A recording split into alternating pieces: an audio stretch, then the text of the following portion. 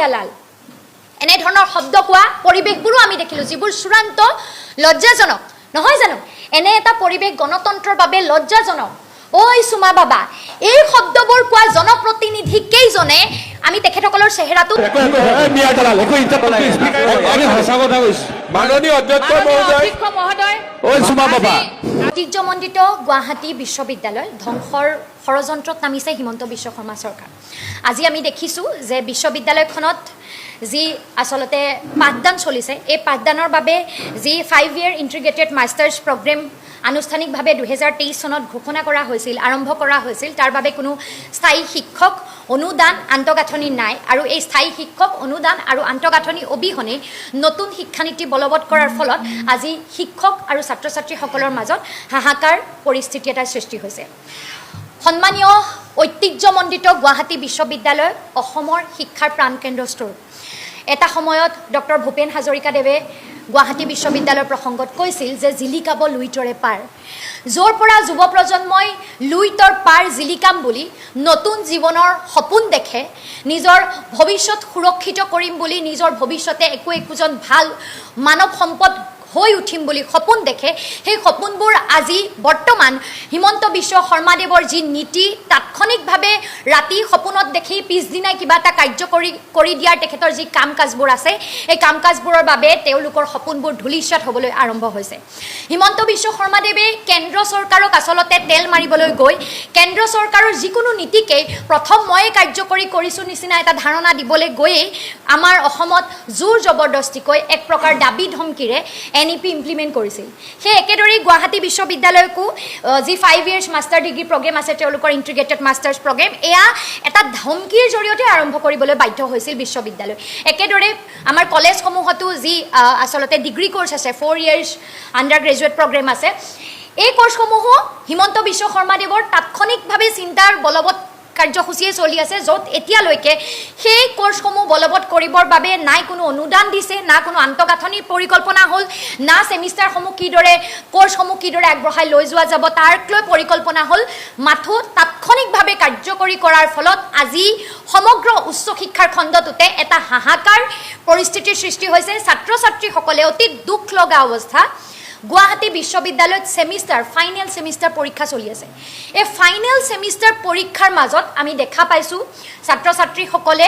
ৰাস্তাত আহি টায়াৰ জ্বলাই প্ৰতিবাদ কৰিব লগা হৈছে ৰাতিলৈকে প্ৰতিবাদ সাব্যস্ত কৰিব লগা হৈছে কিয় কাৰণ বহুকেইটা কোৰ্চত ইমান বেছি মাচুল সেই মাচুল তেওঁলোকে ভৰিব নোৱাৰে যিবোৰ কোৰ্চৰ মাচুল অন্য বিশ্ববিদ্যালয়ত যথেষ্ট কম আমাৰ ওচৰত কাগজ আছে য'ত ডিব্ৰুগড় বিশ্ববিদ্যালয়ত মাচুল 7,000 পৰা 8,000 টকা তেনে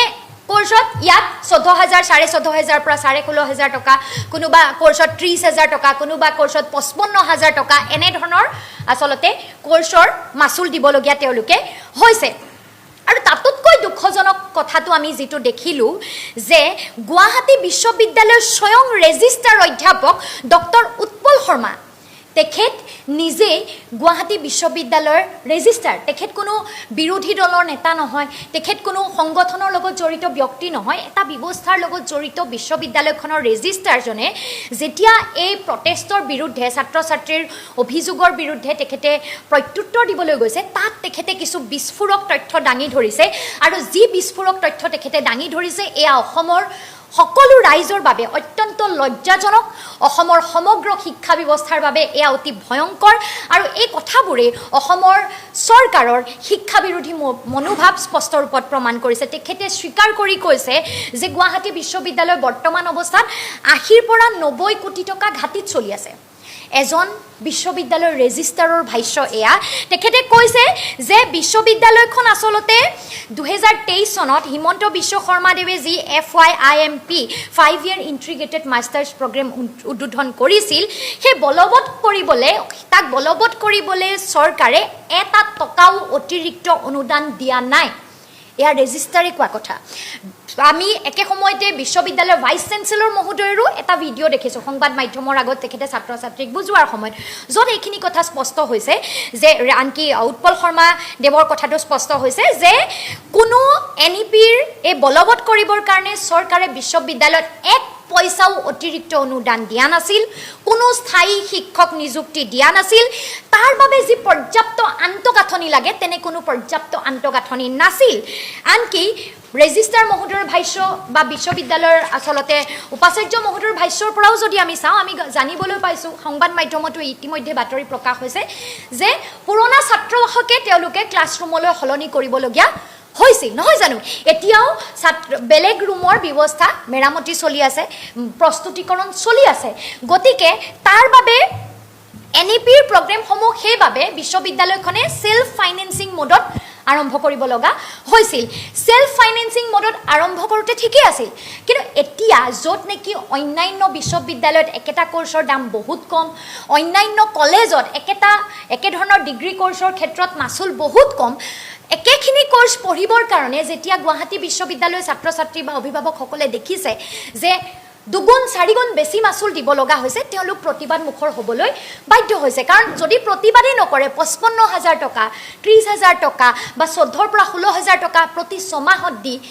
কেনেদৰে আচলতে দুখীয়া ল'ৰা ছোৱালীৰ সপোনবোৰ কি হ'ব, কোনে শিক্ষা গ্ৰহণ কৰিব পাৰিব? NEP সেল্ফ ফাইনেন্সিং মোডত কিয় কৰিব লগা হ'ল? কাৰণ যিহেতু চৰকাৰী কোনো অতিৰিক্ত সাহায্য নাছিল, চৰকাৰী কোনো পৰিকল্পনা নাছিল, গতিকে বিশ্ববিদ্যালয়ে সিদ্ধান্ত ল'ব লগা হ'ল বা এতিয়াও সেইদৰেই চলাই থাকিব লগা হৈছে যে ছাত্ৰ ছাত্ৰীৰ যি মাচুল, সেই মাচুলৰ পৰা অহা ধনেৰে অস্থায়ী শিক্ষকৰ বেতন দিব লাগিব। কাৰণ নতুনকৈতো এপইণ্টমেণ্ট হোৱা নাছিল, 5 years এটা কোৰ্চ ইণ্টিগ্ৰেটেড মাষ্টাৰ্ছ কোৰ্চ ভৰোৱা হৈছে। ধৰি লওক আপুনি আগতে মাষ্টাৰ্ছৰ 2 years কোৰ্চ এটা চলি আছিল একেটা ডিপাৰ্টমেণ্টতে, আৰু 5 বছৰৰ পাঠ্যক্ৰম এটা এক্সট্ৰাকৈ সংলগ্ন হ'ল। এতিয়া গুৱাহাটী বিশ্ববিদ্যালয়ত 45টা বিভাগত নতুনকৈ 3,000 ছাত্ৰ ছাত্ৰী এই কোৰ্চটোত আছে। মানে এখন কলেজত যিমান ছাত্ৰ ছাত্ৰী থাকে এই কোৰ্চটোৰ কাৰণে সিমান 3,000 ছাত্ৰ ছাত্ৰী গুৱাহাটী বিশ্ববিদ্যালয়ত নতুনকৈ সংলগ্ন হ'ল। এই নতুনকৈ সংলগ্ন হোৱা 3,000 ছাত্ৰ ছাত্ৰী 45টা বিভাগৰ বাবে নতুন ডিপাৰ্টমেণ্টৰ প্ৰয়োজন আছিল জানো? নতুন বিল্ডিঙৰ প্ৰয়োজন আছিল, নতুন শিক্ষকৰ প্ৰয়োজন আছিল। এখন কলেজত 5 বছৰীয়া এটা পাঠ্যক্ৰম চলাই নিবৰ বাবে যিদৰে শিক্ষকৰ প্ৰয়োজন হ'ব, সেই শিক্ষকৰ প্ৰয়োজন আছিল, যিদৰে বিল্ডিঙৰ স্মাৰ্ট ক্লাছৰুমৰ প্ৰয়োজন হ'ব, সকলোখিনি। আজি মই কেমেষ্ট্ৰিত সহকাৰী অধ্যাপিকাৰ চাকৰি কৰি ৰিজাইন দি আহিছোঁ। আমাৰ দৰে ফিজিক্সত, আমি এওঁৰ ইঞ্জিনিয়াৰিঙৰ ছাত্ৰ, আমাৰ দৰে ফিজিক্স, কেমেষ্ট্ৰি, মেথছ, বায়'লজি যোনখিনি ছাবজেক্ট আছে, বহুতকেইটা ছাবজেক্টত লেবৰেটৰীৰ প্ৰয়োজন হয়, নহয় জানো? গতিকে এই লেবৰেটৰীৰ বাবে ইনফ্ৰাষ্ট্ৰাকচাৰ লাগিব, ইকুইপমেণ্ট লাগিব। এই বস্তুবোৰৰ কোনো পৰিকল্পনা নথকাকৈ তাৎক্ষণিকভাৱে কেৱল ধমকিৰ জৰিয়তে কোৰ্চটো ষ্টাৰ্ট কৰি দিলে। আৰু সেই কোৰ্চটো চলাবৰ বাবে বিশ্ববিদ্যালয় উপায়বিহীন হৈ 150জন শিক্ষণ সহযোগী, মানে কণ্ট্ৰেকচুৱেল বেচিছত যিসকলক তেওঁলোকে ল'ব লাগে, যিহেতু পাৰ্মানেণ্ট বা আচলতে এছিষ্টেণ্ট প্ৰফেচাৰৰ এপইণ্টমেণ্ট নাছিল, গতিকে 150জন শিক্ষণ সহযোগীক মাহে 25,000 টকা নিযুক্তি দি 40জন অতিথি শিক্ষক এক্সট্ৰাকৈ আচলতে ভিজিটিং প্ৰফেচাৰ আৰু লগতে কেইজনমান ভিজিটিং প্ৰফেচাৰ ইনক্লুড কৰি তেওঁলোকে এই 3,000 ছাত্ৰ ছাত্ৰী 45টা ডিপাৰ্টমেণ্টত ক্লাছবোৰ কৰি আছে। এই যিসকলে ক্লাছ কৰি আছে, শিক্ষণ সহযোগী বা ভিজিটিং ফেকাল্টি যিসকল আছে, এওঁলোকৰ যোনটো খৰচ, এই 25,000 টকাকৈ যিটো খৰচ দিছে, এই খৰচটো ক'ৰ পৰা হৈছে? আমাৰ ছাত্ৰ ছাত্ৰীৰ মাচুলৰ পৰা তেওঁলোকে উদ্ধাৰ কৰিবলৈ যত্ন কৰি আছে, যাৰ বাবে আচলতে ফিজবোৰ যথেষ্ট বিশ্ববিদ্যালয় বঢ়াইছে। শেহতীয়াকৈ যিটো ৰেজিষ্ট্ৰাৰ মহোদয়ৰ প্ৰেছ মিট বা ভাইচ চেঞ্চেলৰ মহোদয়ৰ কথাত আমি দেখিছোঁ যে তেওঁলোকে কৈছে যে যিসকল এলিজিবল কেণ্ডিডেট হয় তেওঁলোকৰ আমি ফি ৱেভাৰ আঁচনি তেওঁলোকক দিবলৈ চেষ্টা কৰিম, যাৰ ৰেচন কাৰ্ড আছে, BPL যিসকল হয়, যি যোগ্য হয়। কিন্তু লগতে এইটো কথাও কৈছে যে এই কামটো কৰিবলৈ যাওঁতে তেওঁলোক যথেষ্ট বিপদত পৰিব। কাৰণ মই ইতিমধ্যে কৈছোঁ যে 80 পৰা 90 কোটি টকা ঘাটিতে বিশ্ববিদ্যালয় চলি আছে, যিটো যথেষ্ট আচলতে মাৰাত্মক কথা। তাৰোপৰি অসম চৰকাৰে আচলতে 2025 বৰ্ষত 5 বছৰৰ বাবে মুখ্যমন্ত্ৰী মহোদয়ে 250 কোটি টকা এটা ঘোষণা কৰিছিল। ঘোষণাহে হ'ল। এই 250 কোটি টকা 2025 চনত ঘোষণা কৰা টকাটো আজিলৈকে আমি জানিবলৈ পোৱা মতে ৰেজিষ্ট্ৰাৰ মহোদয়ৰ ভাষ্য অনুসৰি 1 পইচাও চৰকাৰে মুকলি কৰি দিয়া নাই। কিয় দিয়া নাই এই উত্তৰটো আমি মুখ্যমন্ত্ৰী মহোদয়ৰ পৰা বিচাৰিছোঁ। তাৰ আগতো আচলতে 19-20 বৰ্ষত মাত্ৰ 120 কোটি টকাৰ মেইনটেনেন্স গ্ৰাণ্ট, 21-22 বৰ্ষৰ কোভিড কালতো অপৰ্যাপ্ত গ্ৰাণ্ট দিয়া হৈছিল, 22-23 বৰ্ষত 25 কোটি টকাৰ বিশেষ ষ্টাৰ্টআপ গ্ৰাণ্ট, তাৰ পাছতে 23-24 আৰু 24-25 বৰ্ষটো ৰেগুলাৰ মেইনটেনেন্স গ্ৰান্টবিলাক বিলম্বিত হৈছিল আৰু অপৰ্যাপ্ত আছিল আজি এই হাহাকাৰ অৱস্থা য'ত আচলতে বিশ্ববিদ্যালয়খনৰ কোৰ্ছে বন্ধ হ'বৰ উপক্ৰম হৈছে এই সময়ছোৱাটো 250 কোটি টকাৰ ঘোষণাটো মাত্ৰ ঘোষণাতেই সীমাবদ্ধ হৈ আছে মুখ্যমন্ত্ৰী মহোদয়ে এই গোটেই 2025ৰ পৰা এতিয়ালৈকে এই ঘোষণা কৰা টকাটোৰ এক পইচাও কিয় মুকলি কৰি দিয়া নাই তাৰ উত্তৰটো আমি স্পষ্ট ৰূপত জানিবলৈ বিচাৰিছোঁ কাৰণ এই কথাবোৰে অসম চৰকাৰৰ বিশ্ববিদ্যালয় আৰু উচ্চ শিক্ষা ব্যৱস্থাটোৰ প্ৰতি কৰা চূড়ান্ত অৱহেলা চূড়ান্ত অপমানকে সূচাইছে মুখ চুপতি বিধানসভাত আমি বহুত দেখিলোঁ বিধানসভাত আমি বহুত আলোচনা দেখিলোঁ বেডৰুমৰ চৰ্চা দেখিলোঁ কিন্তু কোনে বিয়া পাতিব লাগে নালাগে এইবোৰৰ চৰ্চাও দেখিলোঁ বিধানসভাত আমি ব্যক্তিগত চূড়ান্ত তৰল নিকৃষ্ট আক্ৰমণ দেখিলোঁ কিন্তু এই বিধানসভা য'ত আচলতে কোনো বিধায়কে মুখ্যমন্ত্ৰী মহোদয়ৰ ভাষণৰ মাজত মহিলা এগৰাকীৰ সম্পৰ্কত কৰা মন্তব্যত প্ৰশ্ন কৰোঁতে যদি কয় যে বিধায়ক আমাৰ জনপ্ৰতিনিধিয়ে ঐ মিয়াৰ দালাল এনেধৰণৰ শব্দ কোৱা পৰিৱেশবোৰো আমি দেখিলোঁ যিবোৰ চূড়ান্ত লজ্জাজনক নহয় জানো এনে এটা পৰিৱেশ গণতন্ত্ৰৰ বাবে লজ্জাজনক ঐ সুমা বাবা এই শব্দবোৰ কোৱা জনপ্ৰতিনিধি কেইজনে আমি তেখেতসকলৰ চেহেৰাটো জানিবলৈ বিচাৰোঁ কিন্তু তেনেধৰণৰ কথা কোৱা জনপ্ৰতিনিধি কেইজনে শিক্ষা ব্যৱস্থাটোৰ 250 টকাটো মুকলি কৰি দিয়াৰ কথাটো কিয় এবাৰো ভবা নাই ইয়াৰ উত্তৰটো আমাক লাগে কিয় গুৱাহাটী বিশ্ববিদ্যালয়ৰ ছাত্ৰ ছাত্ৰীসকলে প্ৰতিবাদ কৰাৰ স্বত্তেও ৰেজিষ্ট্ৰাৰ মহোদয়ে 80 পৰা 90 কোটি টকা ঘাটিত চলি আছো বুলি কোৱা স্বত্তেও কিয় এই কথাটো চৰকাৰৰ কোনো বিষয়াই গুৰুত্ব প্ৰদান কৰা নাই কিয় এতিয়ালৈকে এই বিষয়টোক লৈ আলোচনা হোৱা নাই গ্ৰান্ট কিয় মুকলি হোৱা নাই ইয়াৰ উত্তৰটো আমাক লাগে কেৱল এয়াই নহয় আচলতে সম্পূৰ্ণ NEP 2020 যেতিয়া বাস্তৱায়িত কৰিবলৈ চেষ্টা কৰা হৈছিল এয়া প্ৰকৃতাৰ্থত শিক্ষা ব্যৱস্থাক আগবঢ়াই লৈ যোৱাৰ আচলতে প্লেনিং নহয় এয়া ছাত্ৰ ছাত্ৰীসকলৰ ওপৰত আৰ্থিক বোজা চপোৱাৰ চক্ৰান্তহে চৰকাৰে NEP বলবৎ কৰিবলৈ ক'লে কলেজসমূহতো ক'লে কিন্তু ধন শিক্ষক আৰু আন্তঃগাঁথনি ক'তোৱে প্ৰদান নকৰিলে আমি আনহাতে অসমৰ ক্ষেত্ৰত মই নিজেই শিক্ষা বিভাগৰ লগত শিক্ষা ব্যৱস্থাটোৰ লগত জড়িত কলেজ এখনত চাকৰি কৰি আহিছোঁ নিজেই FYUGP প্ৰগ্ৰেমত ছাত্ৰ ছাত্ৰীক পঢ়াইছোঁ VSC MDC অসংখ্য কোৰ্চ মেজৰ মাইনৰ অসংখ্য আচলতে সিস্টেম নতুনকৈ অসংখ্য সিলেবাস ইন্ট্ৰোডিউস কৰা হৈছে কিন্তু এই গোটেই কাৰবাৰটো এটা বৃহৎ ব্যৰ্থতালে পৰিপূৰ্ণ হৈছে পৰিণত হৈছে কাৰণ যিদৰে পৰিকল্পনা কৰিব লাগিছিল সেই পৰিকল্পনাটো নহল মাল্টি ডিসিপ্লিনাৰী কোৰ্স এটা ইন্ট্ৰোডিউস কৰি দিয়া হল ভ্যালু এডেড কোৰ্স ইন্ট্ৰোডিউস কৰি দিয়া হল কিন্তু আগৰটো সেমিষ্টাৰ চলি থাকোতে আচলতে পিছৰটো সেমিষ্টাৰৰ সিলেবাস বনিহে থাকে সেমিষ্টাৰটো ষ্টাৰ্ট হ'বৰ সময়লৈকে কলেজৰ শিক্ষকেও নাজানে সিলেবাসটো কেনেকুৱা হ'ব কেনে পৰ্যায়ত পিছৰ বেটছটো যাব যাৰ ফলত সমগ্ৰ এই যি বেটছে আচলতে আৰম্ভ কৰা হ'ল FYUGP বা আমাৰ 5 ইয়াৰ্ছ ইন্টিগ্ৰেটেড কোৰ্স তেওঁলোক গিনিপিক বেটছলে পৰিণত হ'ল তেওঁলোকৰ ওপৰত এক্সপেৰিমেন্টেশন চলি আছে NEP ভালদৰে হ'বনে নহ'ব এতিয়া কলেজসমূহতো একেটাই সিস্টেম পৰ্যাপ্ত শিক্ষক নাই স্থায়ী শিক্ষক নাই শেহতীয়াকৈ চৰকাৰে অস্থায়ী শিক্ষক বন্ধ ৰাখিছে কলেজসমূহে নিজে অস্থায়ী শিক্ষণ সহযোগী গেষ্ট ফেকাল্টি বা যিকোনো উপায়েৰে কোৰ্সটো কন্টিনিউ কৰিবলৈ চেষ্টা কৰি গৈছে নহলেতো চৰকাৰে ধমকি দিয়ে নহয় আজি মুখ্যমন্ত্ৰী মহোদয়ে কোৱা নাই জানো মই শিক্ষক নহয় মোক এৰুৰে কথা নকব তাৰ মানে শিক্ষকক যি কোনো ধৰণে কথা কব পাৰি আজি অধ্যাপকসকলক আঙুলি টুৱাই মুখ্যমন্ত্ৰীক কথা কব নোৱাৰি কিন্তু একেজন মুখ্যমন্ত্ৰী মহোদয়ে অধ্যাপকসকলক শিক্ষকসকলক প্ৰিন্সিপালসকলক আঙুলি টুৱাই চূড়ান্ত ৰূপত কেমেৰাৰ আগত অপমান কৰা আমি দেখিছো গতিকে এই চূড়ান্ত অপমান আৰু বেয়া ব্যৱহাৰৰ প্ৰতি লক্ষ্য ৰাখি কলেজসমূহ বাধ্য বিশ্ববিদ্যালয় বাধ্য যে জোৰা তাপলি মাৰি তেওঁলোকে ক্লাছবোৰ যাতে চলাই যাব লাগিব কাৰণ নহলেতো খুদাই নেৰিব তেওঁলোকক মিটিং এখন পাতি ধমকি দিব কিন্তু আন্তঃগাঁথনি নোহোৱাকৈ পৰ্যাপ্ত পুঁজি নোহোৱাকৈ কেৱল ধমকি কেৱল দাদাগিৰিত শিক্ষা ব্যৱস্থা চলেনে উচ্চ শিক্ষা ব্যৱস্থা চলেনে আজি অসম কলেজ অধ্যক্ষ সন্থায়ো অভিযোগ কৰিছে যে এফিলিয়েশ্যন আৰু পাৰমিশ্যন ফিজ 4 গুণৰ পৰা 6 গুণলৈকে বৃদ্ধি কৰিছে গুৱাহাটী বিশ্ববিদ্যালয়ৰ ৰেজিষ্ট্ৰাৰ মহোদয়ে অৱশ্যে এই অভিযোগক প্ৰত্যাখ্যান কৰিছে কিন্তু অভিযোগ আহিছে যেতিয়া নিশ্চয় কৰবাত কিবা এটা থাকি গৈছে যিটোৰ বিষয়ে সম্পূৰ্ণৰূপে কথাবোৰ ক্লিয়াৰ হোৱাটো আমি দৰকাৰী কাৰণ প্ৰিন্সিপাল এছ'চিয়েশ্যন প্ৰিন্সিপাল অধ্যক্ষ মহোদয়সকলে এই কথাত অভিযোগ আনিছে কিন্তু একে সময়তে চাব লাগিব যে পাৰমিশ্যন ফিজ বা এফিলিয়েশ্যন ফিজ আনকি এফিলিয়েশ্যন যদি অতৰাই বেলেগ এখন বিশ্ববিদ্যালয়লৈও লৈ যাব বিচাৰে কলেজসমূহে তেতিয়াও আচলতে ধন পৰিশোধ কৰিব লাগে মাচুল এই এফিলিয়েশ্যন বা পাৰ্মিশ্যন ফিজ কিয় বঢ়াবলৈ বাধ্য হৈছে বিশ্ববিদ্যালয় কাৰণ তেওঁলোকৰ কোৰ্ছসমূহ চলাই নিবলৈ পৰ্যাপ্ত সুবিধা পৰ্যাপ্ত সহায় চৰকাৰে কৰা নাই অন্যহাতে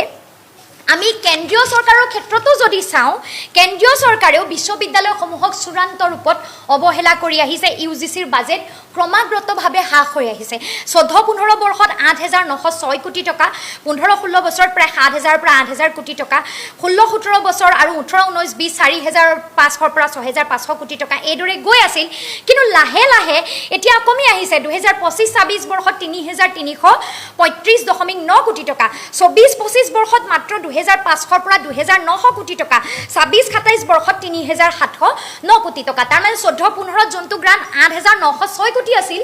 আজি আহি 24-25ত 2,500 কোটিলে গুচি আহিল আজি 26-27ত 3,709 কোটিলে গুচি আহিল আমি যদি পাৰ্চেন্টেজৰ হিচাপত চাওঁ প্ৰায় 60% 14 চনৰ পৰা এতিয়ালৈকে এই বছৰলৈকে 60% হ্ৰাস কৰি দিয়া হ'ল ইউজিচিৰ যোনটো ইউনিভাৰ্চিটিৰ প্ৰতি ফাণ্ড আহিব লাগে টেকনিক্যাল এডুকেশ্যন নহয় যোনটো আমাৰ নৰ্মেল এডুকেশ্যন ফাণ্ড তেওঁলোকে বিশ্ববিদ্যালয়সমূহক দিব লাগে এই বিশ্ববিদ্যালয়সমূহক সম্পূৰ্ণৰূপে ধ্বংসমুখী কৰিবলৈ খোজা হৈছে এনইপিৰ জৰিয়তে কলেজসমূহক সম্পূৰ্ণৰূপে ধ্বংসমুখী কৰিবলৈ খোজা হৈছে আৰু এই গোটেই চিষ্টেমটো প্ৰাইভেটাইজেশ্যনৰ দিশে লৈ গৈছে আজি হিমন্ত বিশ্ব শৰ্মাদেৱৰ পত্নীৰ আছে নাই বিদ্যা ইণ্টাৰনেশ্যনেল স্কুল তাততো সকলো সুবিধা আছে নাই জানো তাত কোনে পঢ়িব পাৰিব আমাৰ ল'ৰা ছোৱালী আপোনালোকৰ ল'ৰা ছোৱালী পঢ়িব পাৰিবনে নোৱাৰে আমাৰ ল'ৰা ছোৱালীয়ে সাধাৰণ খাটি খোৱা জনতাৰ ল'ৰা ছোৱালীয়ে পঢ়িবলৈ সদায় চৰকাৰী বিশ্ববিদ্যালয় চৰকাৰী কলেজসমূহ চৰকাৰী শিক্ষানুষ্ঠানলৈ যাব লাগিব নহ'লে নেতা মন্ত্ৰী কোটি টকীয়া মানুহৰ ব্যৱসায়ীৰ পুত্ৰ সন্তানে গৈ পঢ়িব পাৰিব বিদ্যা ইণ্টাৰনেশ্যনেলত গতিকে যিসকল সাধাৰণ তেওঁলোকৰো যদি কোৰ্ছ ফিজটো মাহেকত আচলতে ছমাহত 55,000 হয় ছমাহত 30,000 হয় তেতিয়া আমাৰ ঘৰৰ ল'ৰা ছোৱালীয়ে বছৰত 55,000 মানে বছৰত লাখ টকাৰ ওপৰত পাৰিবনে তাৰ ওপৰত হোষ্টেল ফিজ থাকিব মেছ ডিউজ থাকিব দৈনিক চলা খৰচৰ ফিজ থাকিব তাৰ ওপৰত ফৰ্ম ফিল আপৰ ফিজ এক্সট্ৰা থাকিবই এইটো অকল এডমিশ্যনৰ কাৰণে ছমাহৰ ফিজ গতিকে এইদৰে আসলতে কিমান দিনলৈকে শিক্ষা ব্যৱস্থাটো চলিব আৰু গুৱাহাটী বিশ্ববিদ্যালয়ৰ ক্ষেত্ৰত ভাইচ চেঞ্চেলৰ মহোদয়ৰ কথা ৰেজিষ্ট্ৰাৰ মহোদয়ৰ কথাৰ পৰাই আমি দেখিবলৈ পাইছোঁ যে আমি তেওঁলোকে শিক্ষা ব্যৱস্থাটো সম্পূৰ্ণৰূপে বিপদত পৰি তেওঁলোকে হতাশ হৈ গৈছে কোৰ্ছ বন্ধ কৰিবৰ উপক্ৰম হৈছে আৰু তেওঁলোকেও চৰকাৰৰ পৰা সহায় বিচাৰিছে কিন্তু চৰকাৰে এতিয়ালৈকে কথাটোত গুৰুত্ব দিয়া যেন আমি দেখা নাই 80-90 কোটি টকাৰ ঘাটিৰ কথা ৰেজিষ্ট্ৰাৰে কোৱাৰ পাছতো চৰকাৰে কিয় নিমাতে আছে চৰকাৰে কিয় এই ক্ষেত্ৰত পদক্ষেপ লোৱা নাই 250 কোটি টকাৰ যি ঘোষণা হিমন্ত বিশ্ব শৰ্মাদেৱে কৰিছিল 2025 চনত সেয়া কিয় কাগজতে সীমাবদ্ধ হৈ আছে তৃতীয় প্ৰশ্ন এনইপি বাস্তৱায়িত কৰাৰ নামত চৰকাৰে কিয় কোনো স্থায়ী শিক্ষক নিযুক্তি এতিয়ালৈকে দিয়া নাই বা এই ক্ষেত্ৰত চৰকাৰৰ পৰিকল্পনা কি এনইপি বাস্তৱায়িত কৰাৰ নামত ছাত্ৰ ছাত্ৰী আৰু কলেজসমূহক ব্যৱসায়ৰ সামগ্ৰীৰ দৰে কিয় ব্যৱহাৰ কৰা হৈছে এনইপি বাস্তৱায়িত কৰাৰ নামত পৰ্যাপ্ত আন্তঃগাঁথনি পৰ্যাপ্ত পৰিমাণৰ সাহায্যৰ কথাবোৰ ৰাইজৰ আগত কিদৰে কৰিব তাৰ পৰিকল্পনাৰ কথাবোৰ চৰকাৰে কেতিয়া ৰাজহুৱা কৰিব আমাৰ অন্তিমটো প্ৰশ্ন অসমৰ ঐতিহ্যমণ্ডিত গুৱাহাটী বিশ্ববিদ্যালয় ধ্বংস কৰি নতুন বিশ্ববিদ্যালয় স্থাপন কৰি চৰকাৰে কি লাভ কৰিব বিচাৰিছে এতিয়া শেহতীয়াকৈ চৰকাৰে ঘোষণা কৰিছে যে প্ৰতিখন জিলাতে এখন বিশ্ববিদ্যালয় খুব ভাল কথা আমি ভাল পাওঁ এখন বিশ্ববিদ্যালয় যদি হয় আমি নিশ্চয় এই ক্ষেত্ৰত চৰকাৰক সমৰ্থন জনাম কিন্তু বিশ্ববিদ্যালয়সমূহ গঠন হোৱাৰ পাছত সেলফ ফাইনেন্সিং মোডত চলিব লাগিব নেকি এইদৰে অত্যাধিক মাচুলেৰে চলিব লাগিব নেকি কাৰণ বিশ্ববিদ্যালয় এটি কলেজসমূহ যে অট'নমাছ হ'ল আমাৰ শুনিবলৈ ভাল লাগে কিন্তু অট'নমাছ যেতিয়া এখন কলেজ চৰকাৰৰ অধীনস্থ এখন কলেজক অট'নমাছ ষ্টেটাছ দিয়া হয় তেতিয়া অট'নমাছ কলেজখনৰ ফাইনেন্সিয়েল দিশটো অট'নমাছ হৈ যায় তাৰ মানে তেওঁলোকে নিজে নিজৰ ফাইনেন্সিয়েল সিচুৱেশ্যনটো মেনেজ কৰিবলৈ বহু পৰিমাণে বাধ্য হৈ যায় গতিকে এখন কলেজ যেতিয়া ইউনিভাৰ্চিটি কৰা হৈছে অট'নমাছ কৰা হৈছে এই ক্ষেত্ৰত চৰকাৰে চৰকাৰী সাহায্য চৰকাৰী অনুদানৰ দিশটোত কি ব্যৱস্থা ল'ব এইখিনি কথা আমাক স্পষ্টকৈ লাগে উত্তৰ লাগে আৰু আমি কেইটামান স্পষ্ট দাবী কৰিব বিচাৰোঁ তৎক্ষণাত অন্তত মিনিমাম 50 কোটি টকাৰ অতিৰিক্ত মেইনটেনেন্স গ্ৰান্ট চৰকাৰে যাতে মুকলি কৰে গুৱাহাটী বিশ্ববিদ্যালয়ৰ কাৰণে এটো 250 কোটি টকাৰ যেটো ঘোষণা আছে তাৰ অতিৰিক্তভাৱে যেহেতু 80-90 কোটি টকাৰ লছত চলি আছে তাৰ বাবে আমি এটো দাবী কৰিছো FYIMP আৰু FYUGPৰ মাসুল যুক্তিসংগত কৰক আৰু BPL আৰু দুৰ্বল শ্ৰেণীৰ ছাত্ৰ-ছাত্ৰীৰ বাবে 100% ফিজ মাসুল মুকলি কৰি দিয়া যাতে মুক্তি কৰি দিয়া যাতে 100% ফি ওয়েভাৰ তেওঁলোকে যাতে লাভ কৰে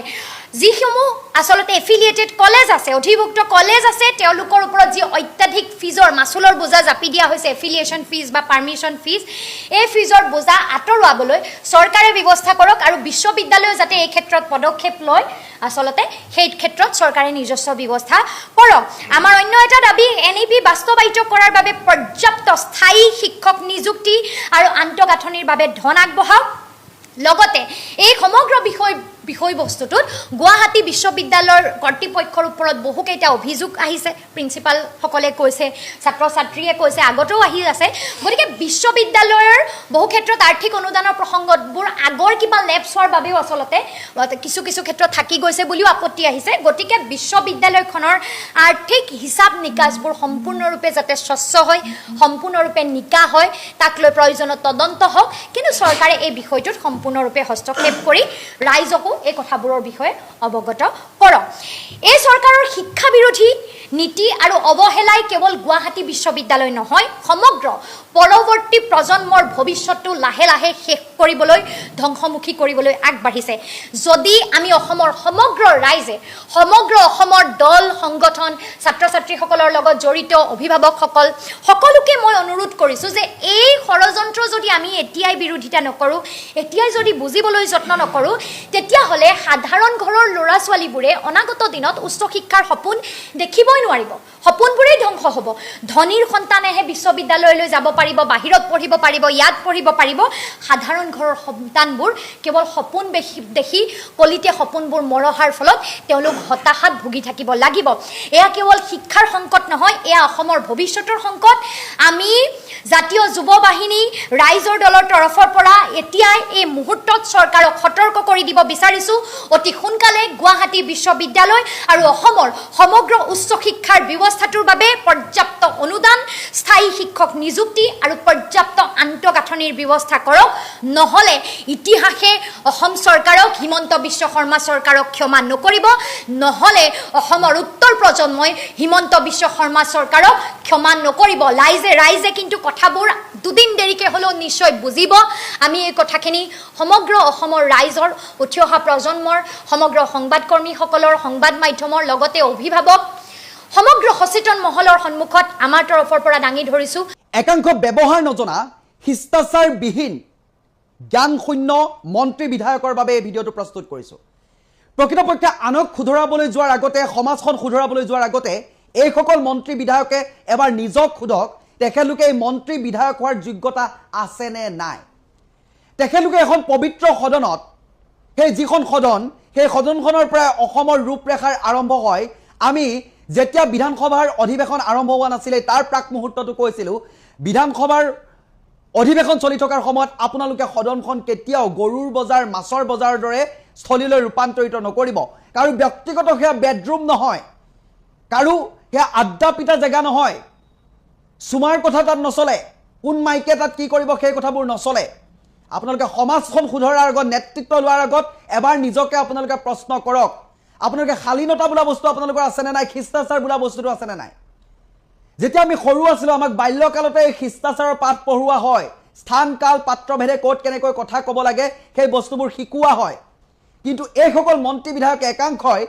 তেখেতলোকে জানেনে শিষ্টাচাৰ মানে কি সেইখন কাৰো পৈতৃক সম্পত্তি নহয় আপোনাৰ মাতৃৰ অধিকাৰ থাকিব পাৰে সেই সদনখনৰ অধিকাৰ সমগ্ৰ অসমবাসীৰ আছে যি প্ৰতিনিধি পঠাইছে প্ৰতিজন প্ৰতিনিধিৰ ওপৰতে প্ৰতিটো সমষ্টিৰ প্ৰতিজন সন্মানীয় ভোটাৰ ৰাইজৰ আছে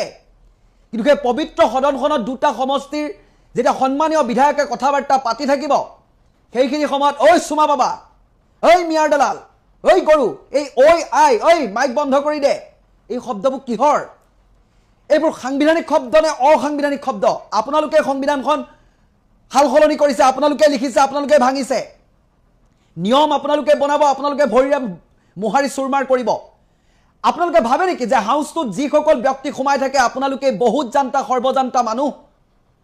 আপোনালোকে ভাবেন নাই যে সেই সদনখনৰ ওপৰত সমগ্ৰ অসমবাসীৰ আস্থা আৰু বিশ্বাস আছে আপোনালোকৰ ওপৰত যে 126টা সমষ্টিৰ প্ৰতিটো সমষ্টিৰ পৰা এজনকে চালে 126 জন মানুহে আপোনালোকক চাই আছে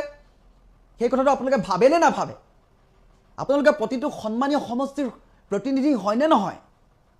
আপোনালোকে এটা ইমান 4 লাখ 5 লাখ কৈ এটা সমষ্টিত ভোটাৰ ৰাইজ থাকে সেইসকলক প্ৰতিনিধিত্ব কৰিছে আপোনালোকে যেতিয়া এনেকুৱা ধৰণৰ ব্যৱহাৰবোৰ কৰিব আপোনালোকৰ ব্যৱহাৰত আপোনালোকৰ ভাষাতে সেই সকলো উলাই পৰিব যে আপুনি কি হয় আপোনালোক কেনেকুৱা তৰল পৰ্যায় বনাই দিছে সদনখন যিখন সদনে অসমৰ ৰূপৰেখা তৈয়াৰ কৰে সেই সদনখনত আপোনালোক উপস্থিত হৈ আনে কিবা এটা ক'ব ঐ সুমা বাবা ঐ মিয়াৰ দালাল ঐ গৰু হা এলপি স্কুলৰ ল'ৰা-ছোৱালী নেকি আপোনালোক ইমান জানে আপোনালোকে নেতৃত্ব ল'বলৈ আহিছে আপোনালোক নেতা হয় এটা সমষ্টিৰ নেতা লগতে আপুনি অসমবাসী সেই হাউচটোত সোমাই থকা কোনো কংগ্ৰেছ বিজেপি নাই কোনোবা হয়তো বিৰোধীৰ আসনত আছে কিন্তু সেই সকলোৱে ভাবি আছে যে অসমখনৰ ভাল হয় আমাৰ উন্নয়ন হওক সৰ্বসাধাৰণ জনতাৰ লাভ হওক সৰ্বসাধাৰণ জনতাৰ যি দুখ দুৰ্দশা আছে মূল্যবৃদ্ধি আছে উন্নয়নৰ কথা পাতিম আমি তাত শিক্ষা ব্যৱস্থাৰ কথা পাতিম স্বাস্থ্যৰ কথা পাতিম আমি তাত নিবনুৱা সমস্যা কেনেকৈ চাকৰিকিটা বাহিৰে দূৰ কৰিম সেই কথা পাতিম তাত এইভাবে কৈছিলো নিৰ্বাচনৰ প্ৰাক মুহূৰ্তত যে নৱপ্ৰজন্মৰ প্ৰয়োজনীয়তা আছে সেই স্থানত শিক্ষিত যুৱক যুৱতীৰ প্ৰয়োজনীয়তা আছে ধৰ্ম প্ৰচাৰকসকলৰ তাত প্ৰয়োজনীয়তা নাই আমি নিৰ্বাচন কৰোতে প্ৰত্যেকজনকে নিৰ্বাচন কৰোতে কাৰোবাক হয়তো মিয়ায়ো ভোট দিছে অসমীয়াও দিছে বঙালীও দিছে বিহাৰীও দিছে সবে দিছে আপুনি তো জনপ্ৰতিনিধি এইবোৰ অসাংবিধানিক শব্দ আমুক তামুক ভুচুক তুহুক এই শব্দবোৰ ব্যৱহাৰ নকৰিব আপোনালোকে জানে নাই আপোনালোকক যে প্ৰতিটো ধৰ্ম নিৰ্বিশেষে আপোনালোকক জাতি ধৰ্ম নিৰ্বিশেষে আপোনালোকক ভোটাধিকাৰ সাব্যস্ত কৰি সেই পবিত্ৰ সদনত বহাইছে আপুনি এক্সাম দি পাছ কৰি চাকৰি লোৱা নাই তাত আপুনি এটা চাকৰি দিবৰ বাবে কিমানখিনি পৰ্যায় পাব লাগে ডক্টৰ হ'ব কাৰণে নিট দিব লাগিব টিচাৰ হ'ব কাৰণে আপুনি সিটেট পাছ কৰিব লাগিব আৰ্মি অফিচাৰ হ'বলৈ আপুনি গ্ৰেজুৱেট হ'ব লাগিব কিন্তু আপোনালোক এমএলএ মেট্ৰিক পাছ হৈ পাইছে সেই কথাটো মনত ৰাখিব 9 ফেল মানুহেও আপোনালোকে কাৰোবাৰ যদি দলৰ হৈ আনুগত্য প্ৰকাশ কৰিছে তথাপিও আপুনি সদনলৈ যাব পাইছে মনত ৰাখিব সেই সদনখন আপোনাৰ কোনো এজন বিধায়কৰ পৈতৃক সম্পত্তি না 5 বছৰ পিছত চকী গুচি যাব তাৰ পৰা কিন্তু ব্যৱহাৰৰ ওপৰত আপোনালোকে গুৰুত্ব দিব আপোনালোকৰ ব্যৱহাৰেই আপোনাৰ পৰিচয় আপোনালোকৰ নেতৃত্বৰ পৰিচয় আপোনাৰ ঘৰখনৰ পৰিচয় আপোনাৰ সমষ্টিবাসী সন্মানৰ পৰিচয় গতিকে আপোনালোকে ঐ সুমা বাবা এই কি ভাষা আপোনালোকৰ সংবিধানৰ এখন সংবিধান ৰক্ষা কৰিবলৈ যোৱা ব্যক্তিৰ ইয়া ভাষা আপোনালোকৰ মুখ্যমন্ত্ৰী হিমন্ত বিশ্ব শৰ্মা ডাঙৰীয়া হাত জোৰ কৰি কৈছো আপোনাক আপুনি বহুবাৰ সেই পবিত্ৰ সদনখনত অংশীদাৰ হৈছে আপুনি যাতে এই শাসক বিৰোধী প্ৰতিজনকে বা অধ্যক্ষ ডাঙৰীয়া ৰঞ্জিত কুমাৰ দাস ডাঙৰীয়া আপোনাকো জনাইছো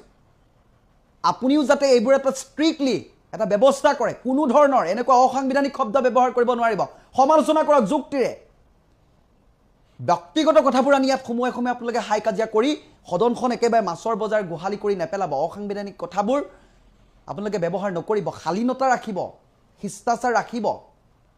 ৰাখি ব্যৱহাৰ কৰিব আপোনালোক এটা সমষ্টিৰ প্ৰতিনিধি জননেতা আপোনালোকে লাখ লাখ জনতাই চাই ৰৈ আছে আপোনালোকৰ এই ব্যৱহাৰ চাবলৈ কোনো ৰখি থকা নাই কথাষাৰ মনত ৰাখিব